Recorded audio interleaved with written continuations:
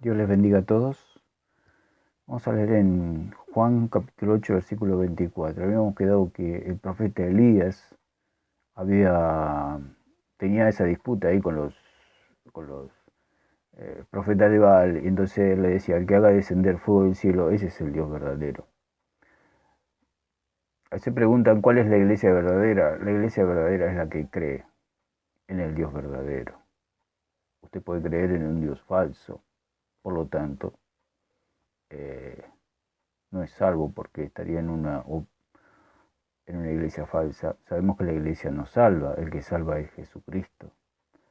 La iglesia no salva, usted puede pertenecer a cualquier secta, a cualquier nombre, eso no lo salva.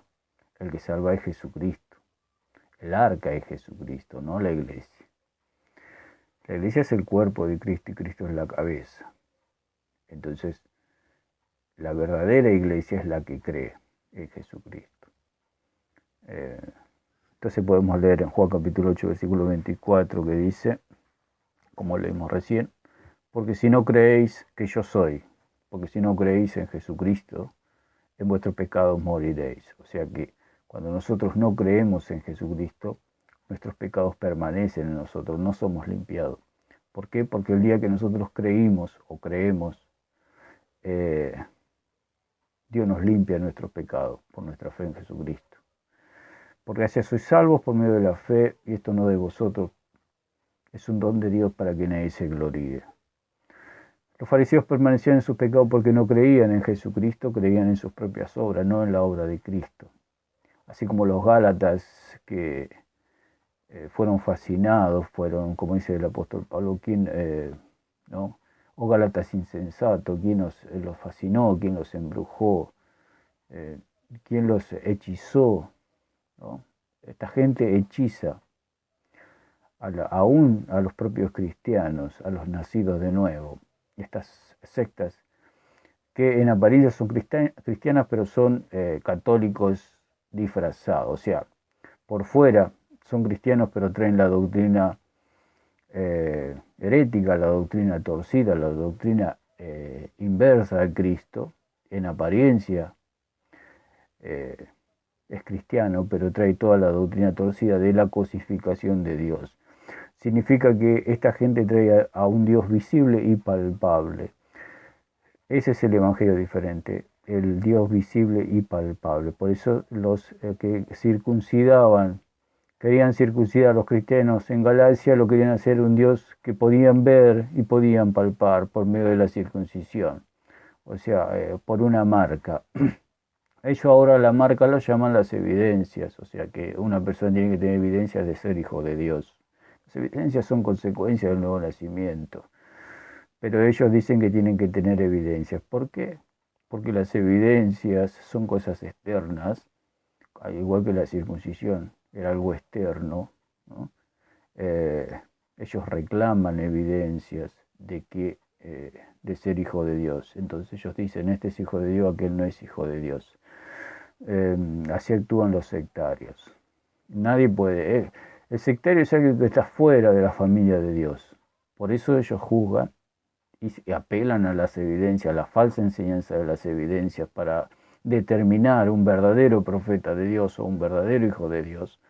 ¿Por qué? Porque ellos se valen de cosas externas. Cuando el Señor dijo que el verdadero profeta de Dios se vale por su testimonio, digamos, interno. ¿Cuál es el testimonio interno? De tener una sana doctrina, de una doctrina verdadera, que es por medio de la fe y no por las obras.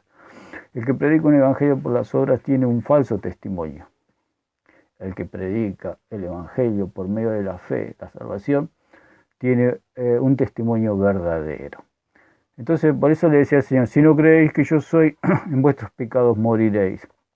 Entonces le enseñan a la gente en un Dios cosificado, en un Dios que pueden tocar, que pueden palpar. ¿Cómo lo pueden tocar? ¿Cómo lo pueden palpar? Por este ejemplo también hablamos del tesoro, que lo pueden palpar, lo pueden ver por medio de las obras, por medio de sacrificios.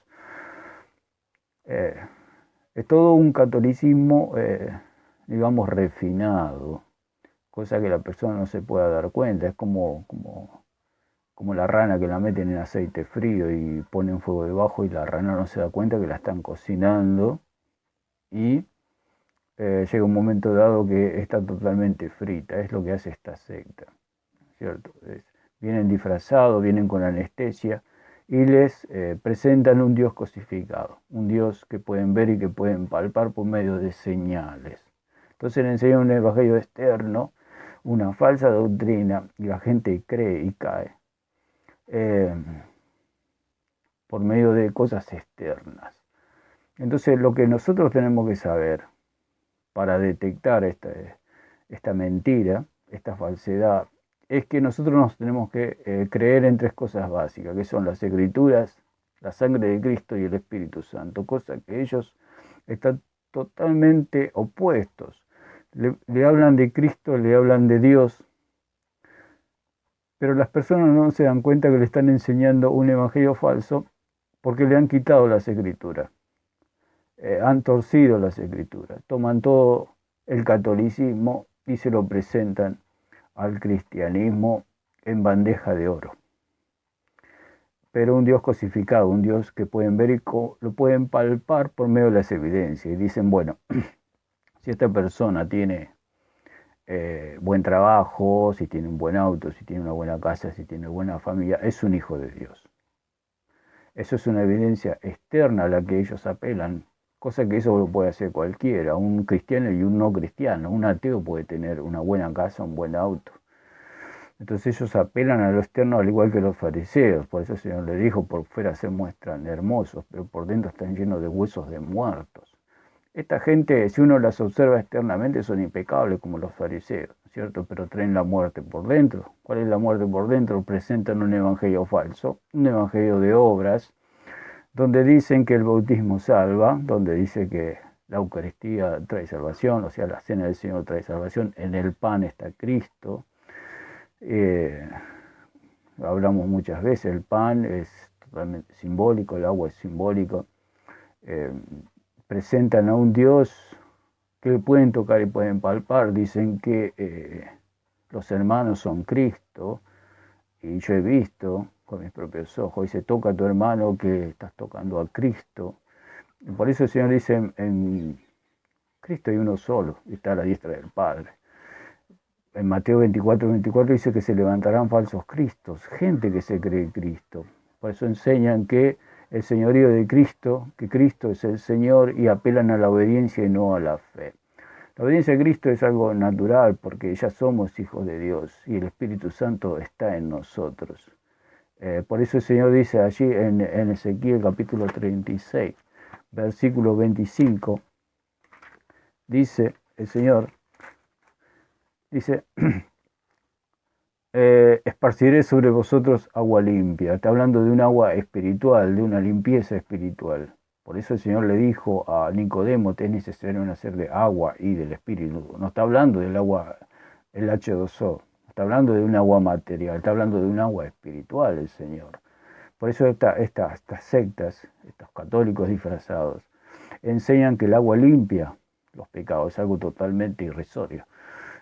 También dice que el pan es Cristo, que Cristo está en el pan. Es algo simbólico, es un recordatorio, hacemos memoria de Él, pero Cristo está a la diestra del Padre. Dice, esparciré sobre vosotros agua limpia. Ahí está hablando de la limpieza. Cuando una persona cree, Dios le limpia de todos los pecados. Cuando Dios le limpia de todos los pecados, viene el Espíritu Santo y ya es un hijo de Dios. ¿No? Y empieza la regeneración, Dios lo regenera, lo hace nueva criatura. Y dice, y seréis limpiados de todas vuestras inmundicias. Está hablando del perdón de los pecados. Por eso esta gente no habla, no les enseña, ni les predica un evangelio de fe, un evangelio de la fe en Jesucristo, sino predica un evangelio de la fe en la iglesia. Por eso hablan ellos del evangelio del reino, pero no dicen de qué reino. Ellos, en el fondo, en la connotación espiritual, lo que ellos quieren decir. Pero como las personas no tienen conocimiento de las escrituras, se tragan todos estos cuentos. Y dicen, les predicamos el evangelio del reino. pero en el fondo es el evangelio del reino de la iglesia, al igual que los católicos. Los católicos también predican el evangelio del reino de la iglesia.